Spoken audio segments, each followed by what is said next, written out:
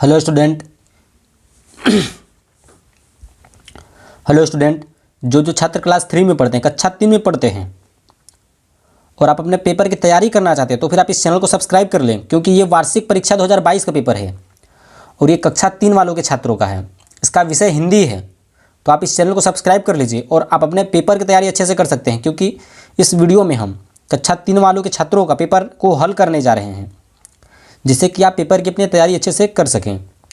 तो चलिए वीडियो को स्टार्ट करते हैं और इसके पेपर को पढ़ना शुरू करते हैं। तो आप इस चैनल पर अगर नए आए हो तो चैनल को सब्सक्राइब कर लीजिए, बेल नोटिफिकेशन ऑल पे सेलेक्ट कर लीजिए, जिससे कि आपको कोई भी वीडियो कक्षा 3 का, 4 का, 5 का कोई भी अगर आपको तैयारी करना हो किसी भी क्लास का, तो आप इस तैयारी जो है कि अच्छे से कर सकें। सबसे पहले तो यहाँ पर लिखा है निर्देश, दिए गए सभी प्रश्न अनिवार्य हैं। प्रत्येक प्रश्न के अंक उसके सम्मुख अंकित हैं, मतलब दिए गए सभी प्रश्न करना आपको अनिवार्य है और उसका अंक उसके सामने दिया रहेगा कि कितने नंबर का है प्रश्न। ठीक है, तो बहुविकल्पी प्रश्न यहाँ पर दिया है, तो 10 नंबर इसमें आपको मिलेंगे बहुविकल्पी प्रश्न में।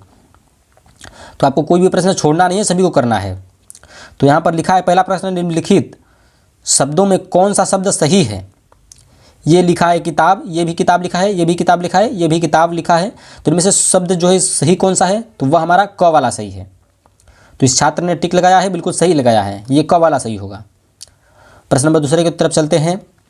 तो प्रश्न नंबर दूसरे में लिखा है, निम्न में कौन सा आकाश में रहता है।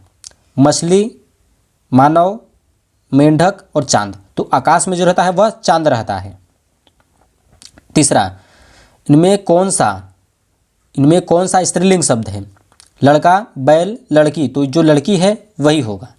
ठीक है, चलिए प्रश्न नंबर 4 को देख लेते हैं। सूर्य को और किस नाम से जाना जाता है। श्याम, दिनकर, पाहन, रजत। तो ये दिनकर के नाम से भी जाना जाता है सूर्य को। ठीक है, रवि, दिन, दिनकर, दिवाकर ऐसे नाम रहता है, इसका पर्यायवाची शब्द है। ठीक है, तो ये दिनकर वाला सही होगा। प्रश्न नंबर 5, रंगों का त्यौहार है। दीपावली, बैसाखी, होली, रंगोली। तो ये होली वाला बिल्कुल सही होगा। ठीक है, प्रश्न नंबर 6 को अब देखते हैं। तो प्रश्न नंबर 6 में क्या दिया है, दिन का विलोम विपरीतार्थ अर्थ वाला शब्द बताओ। तो दिन का क्या होगा, तो दिन का जो होगा वह रात होगा। ठीक है, ये बिल्कुल सही होगा, विलोम शब्द है ये, विपरीतार्थ अर्थ वाला शब्द है। ठीक है, दिन का मतलब रात होगा, रात का दिन होगा, दिन का रात होगा। और प्रश्न नंबर 7, समूह में कौन सा अलग है। मतलब समूह में कौन अलग है। पेन, पेंसिल, कॉपी, घोड़ा। तो पेन, पेंसिल, कॉपी, घोड़ा।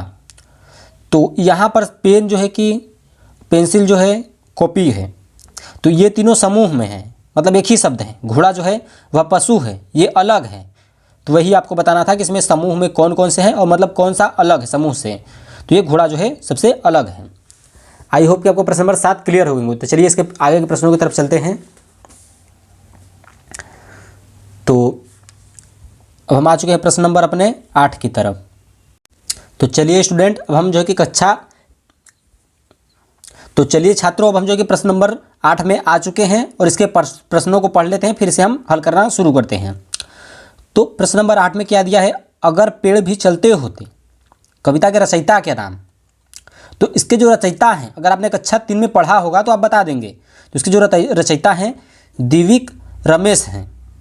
ठीक है, दिविक रमेश जी ने इसको लिखा है, अगर पेड़ भी चलते होते कविता को। ठीक है, आई होप कि आपको प्रश्न नंबर 8 भी क्लियर हो गया होगा, समझ में आ गया होगा। प्रश्न नंबर 9, कछुआ और खरगोश की कहानी से हमें क्या शिक्षा मिलती है। कछुआ और खरगोश की कहानी से हमें क्या शिक्षा मिलती है। हमें अपना काम लगातार करना चाहिए, रुक कर करना चाहिए, सभी काम को टोटल टालना चाहिए। तो जो होगा वह हमारा क वाला सही होगा। हमें अपना काम लगातार करते रहना चाहिए। कछुआ खरगोश की कहानी से हमें यही सीख मिलती है, किसी भी काम को लगातार करने से वह हो जाता है।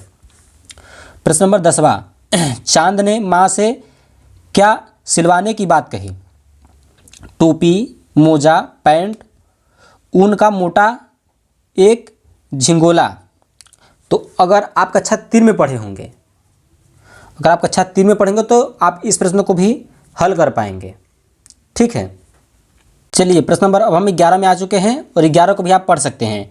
हमें किन किन माध्यमों से संचार प्राप्त होता है, तो वह अब आप बता सकते हैं। तो ये अति लघु उत्तरीय प्रश्न है, आपको 5 नंबर इसमें मिलेंगे। और प्रश्न नंबर 12, बंदर बाट कहानी में यदि आप बंदर की जगह होते तो क्या करते। 13, रेलवे के अलावा और कहाँ कहाँ टिकट लगता है। 14, प्रश्न नंबर 14, सर्दी के मौसम में हम किस प्रकार के कपड़े पहनते हैं, तो ऊनी वस्त्र पहनते हैं। मतलब ये सब आपको प्रश्न अपने दिमाग से देना है, ठीक है। ये सब सरल सरल प्रश्न हैं। प्रश्न नंबर 15, पंखे किस मौसम में चलाए जाते हैं, तो गर्मी में चलाए जाते हैं, आपको मालूम ही होगा।